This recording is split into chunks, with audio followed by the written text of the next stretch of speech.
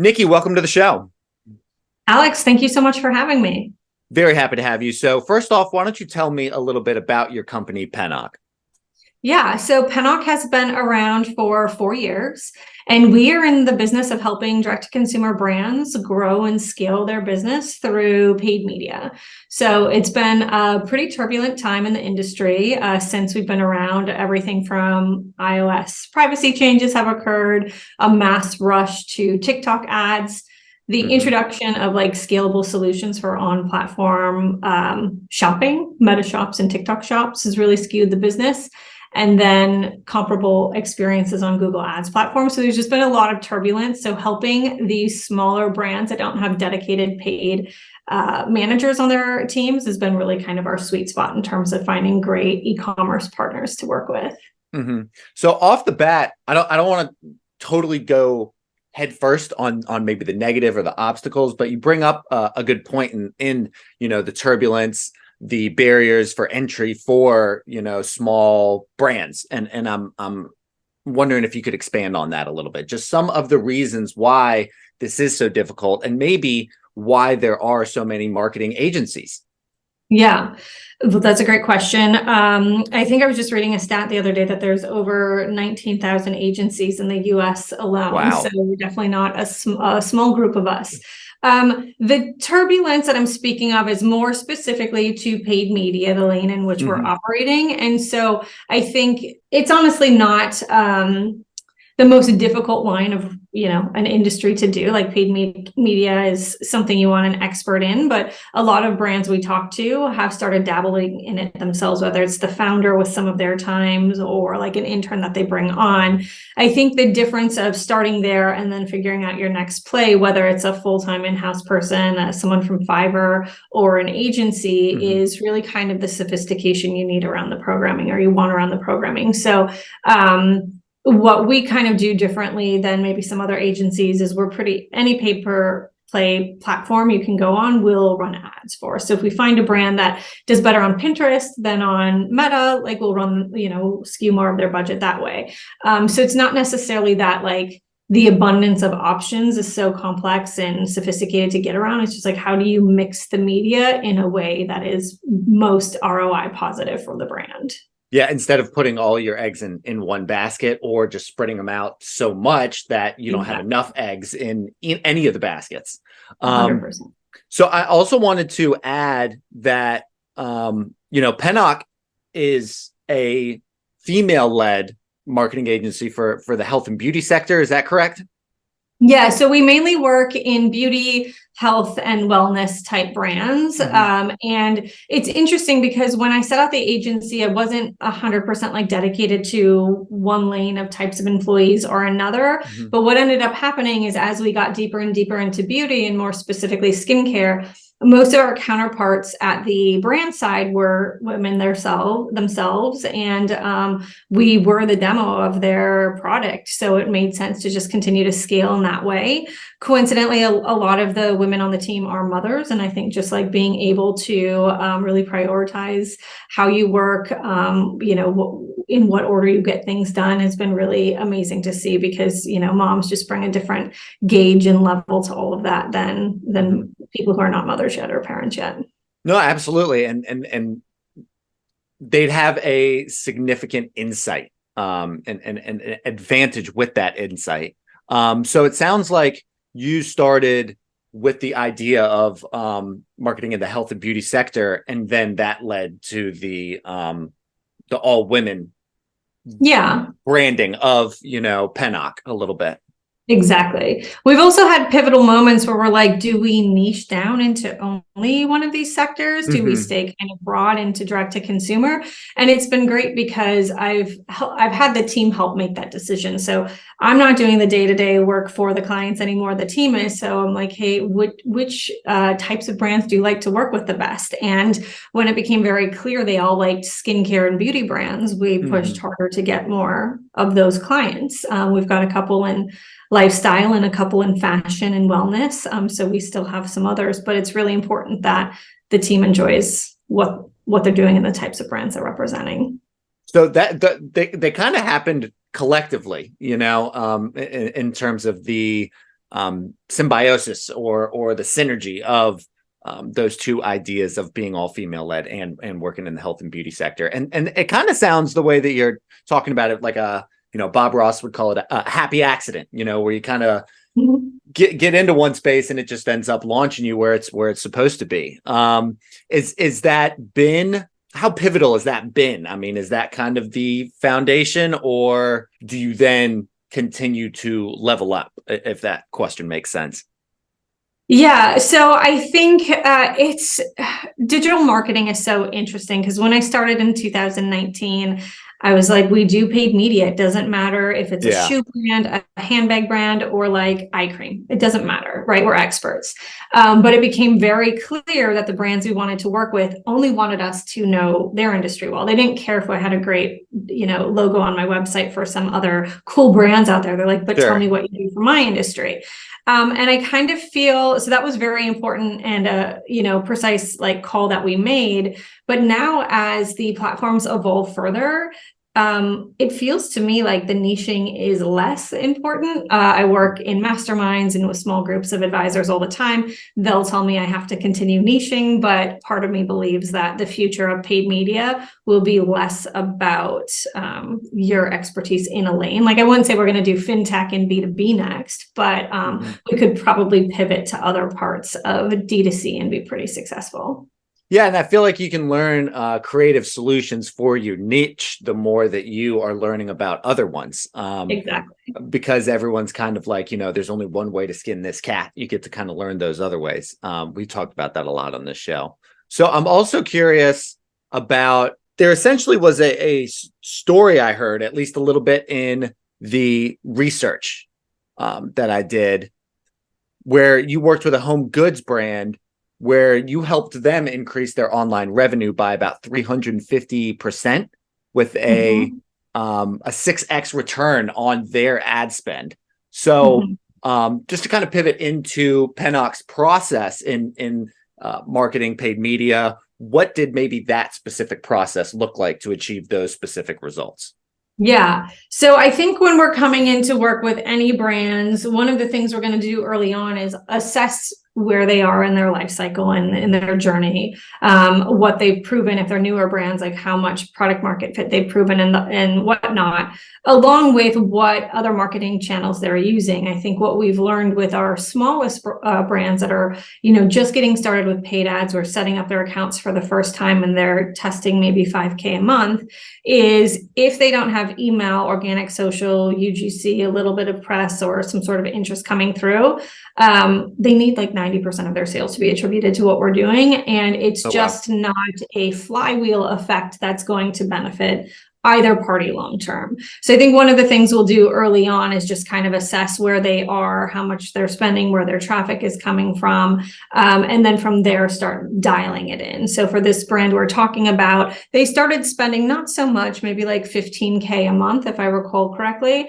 And we were trying 2 channels at a time. And as soon as one didn't work, we kind of punted and went elsewhere. They were also only shipping to a couple regions of the country to start. As they started to expand to other regions, we were able to test those waters.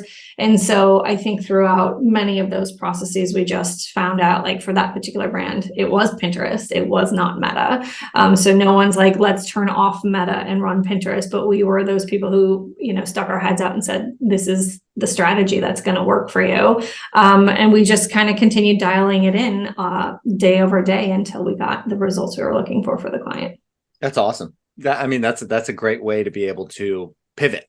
So I want to elaborate more about how you and Pennock effectively leverage that power of paid marketing to dramatically increase these sales for lifestyle brands, maybe as a whole.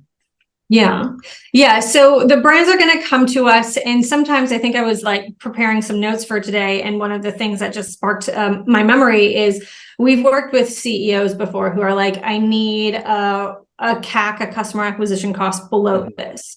I don't care what you do, how much you spend, just keep it below this number and we're happy.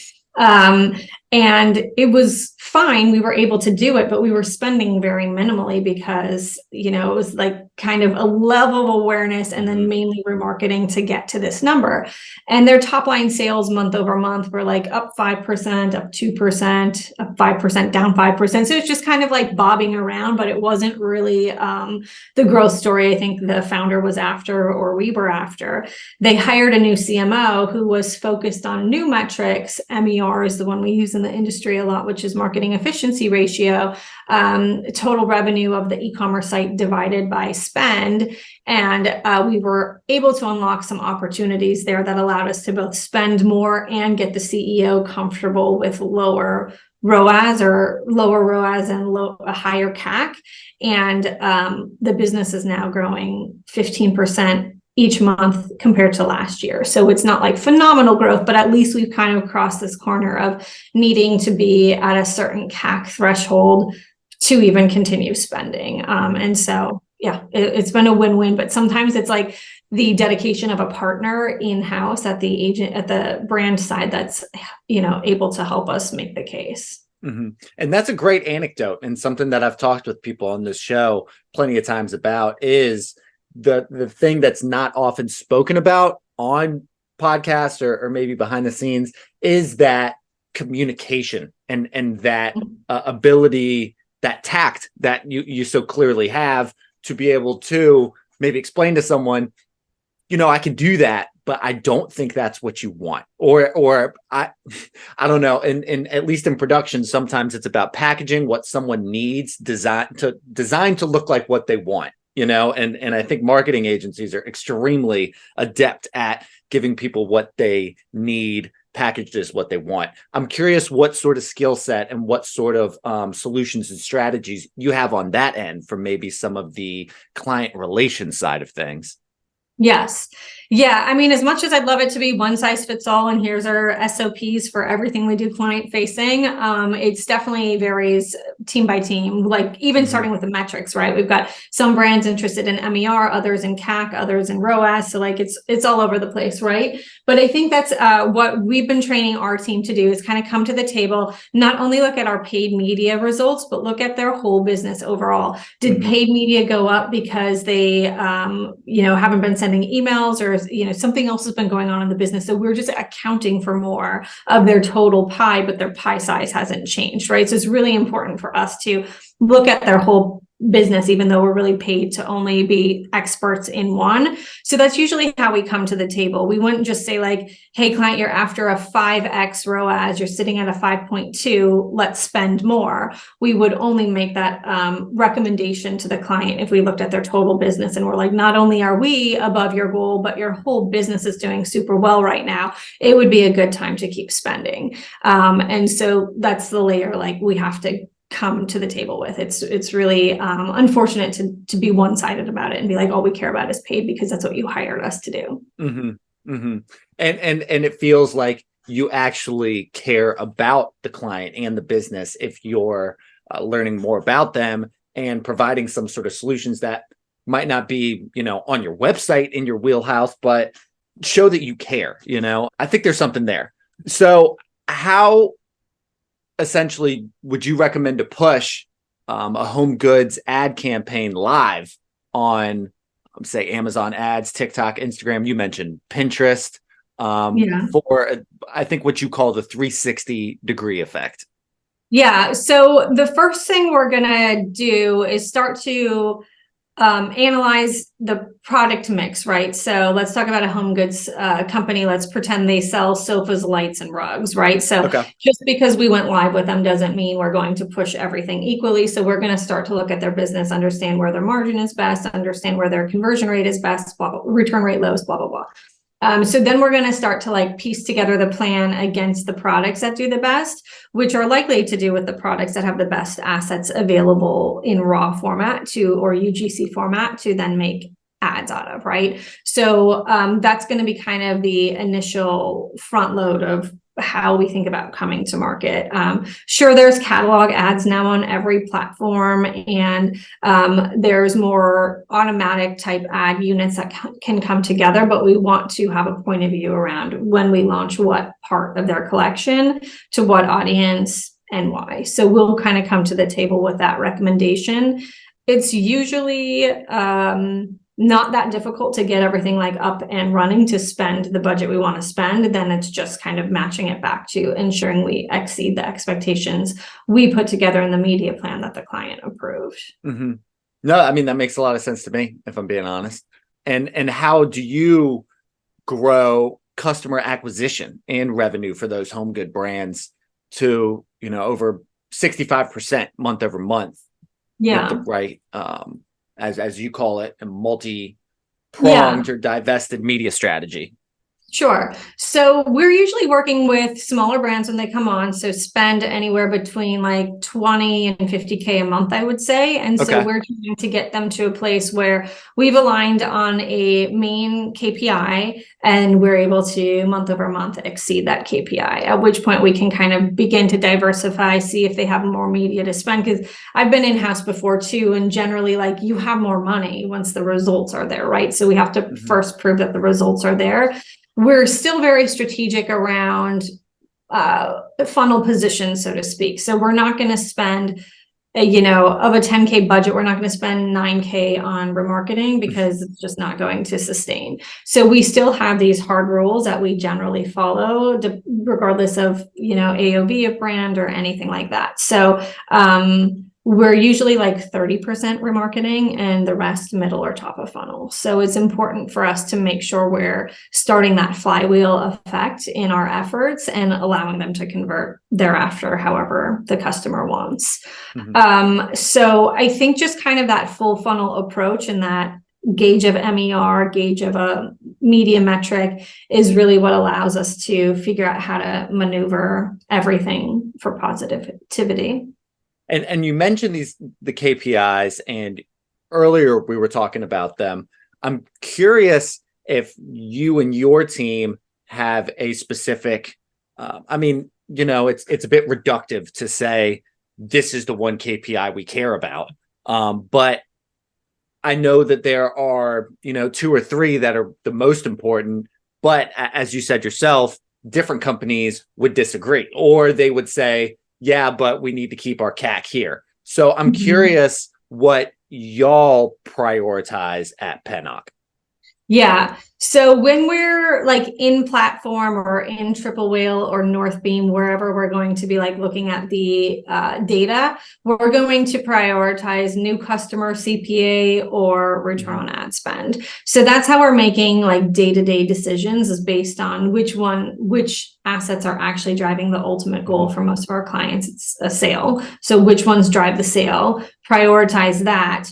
And then we'll also keep that eye on MER and some other bigger business metrics, acquisition MER for only new customers, where we can say, both our metric and your business metric are doing well, or, hey, our metric is doing well, but your business metric isn't doing well. So what should we do in this situation? Like, we could keep spending even more so that you do hit your business goal, or we could kind of, take our foot off the gas a little bit, take a reset moment, reduce spend, and then re-up, in a few weeks or something when we have a new build coming. So those are the things we'll be talking about with our clients, usually over Slack each week, and then, over scheduled call times as well. What was the specific question that you had about content? For that, I was going to say how the ad experience is changing from a marketing perspective, and that creative is really all that matters. Well, yeah, let's just start there. Perfect. Yeah, I mean, what we've noticed in aggregate is actually kind of amazing. And it reminds me of, I was in SEO specifically before I moved into managing paid media too. And about a decade ago, all of the SEO experts were like, content is king. And marketers were like, kill me now. This is so annoying to hear. Like, of course it is. But at the point, Google and all the other search engines had figured out how to stop anyone who was doing black hat or just, like spammy initiatives to try to get SEO to matter. And so really the only way to win the SEO game was content. Well, we're kind of at the similar place, but with creative on the ad side. So because so many of the ad buys are now being placed against machine learning, we've learned that Meta can figure out your audience better than manual inputs can. We're finding the same thing on Google with Performance Max. Really the differentiator these days is creative. And so if your ultimate goal is purchase and you have creative, and when I say creative, it's all the offer, the hook, and the actual asset of the ad. And let's hope it's video, because no one cares about anything but video these days. But if your creative can't create brand recall, if it can't create engagement, it's definitely not going to create the conversion.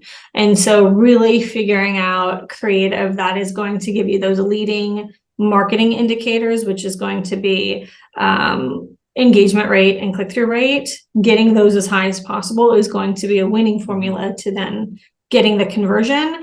And you could ask someone to fine-tune your audience till they're blue in the face. It's not going to matter. It's really about the creative exploration and making sure people like what they have in front of them. No, that's a great point. I mean, people want to stick around too. I don't know how many times I see one of these videos that even just say, wait till this happens at the end, and they're not even really selling anything, but it is a brand that made that video, whether it's a content farm or what have you. There are certain tactics for that sort of thing. You're 100% right. Before we wrap up, I always ask the same very, very last question from my guests. Essentially, in the e-commerce space, it can be extremely stress-inducing, maybe more so than other industries.